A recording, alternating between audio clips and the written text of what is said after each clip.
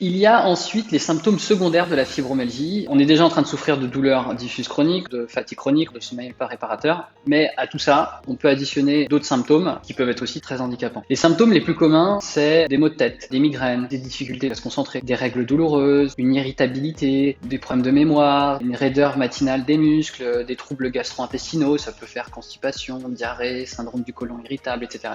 On peut avoir un dysfonctionnement de la vessie, des picotements ou des engourdissements au niveau de la peau, des mains, des pieds. On peut avoir une sensibilité à la température, la peau sèche, une sensibilité excessive au bruit, à la lumière, aux odeurs, une anxiété, des allergies, des jambes qui se dérobent subitement, ce qui va faire chuter et engendrer potentiellement des blessures, des cassures, etc. Ça, c'est, on va dire, les symptômes secondaires principaux. C'est une liste qui est non exhaustive. Ce que je comprends en fait de tout ça, c'est que ces symptômes secondaires, ce ne sont pas des symptômes de la fibromyalgie pure et dure. Quand on est fibromyalgique, quand on a le terrain pour faire de la fibromyalgie, on fait de la fibromyalgie, mais on va faire aussi souvent d'autres maladies à côté. Pour moi, il faut bien dissocier ces différentes maladies. Des personnes peuvent souffrir de ces maladies quand ils sont fibromyalgiques, mais tout le monde ne souffre pas d'allergies, de migraines, etc. quand ils sont fibromyalgiques. Par contre, toutes les personnes fibromyalgiques vont souffrir des 3 symptômes principaux de la fibromyalgie. Hyper important de bien comprendre que c'est parce qu'en fait, on a ce terrain où le corps dysfonctionne, il en peut plus, il est encrassé, il n'arrive plus à éliminer, il fonctionne pas normalement, et donc c'est pour ça que c'est le terrain pour développer tout un tas de maladies chroniques.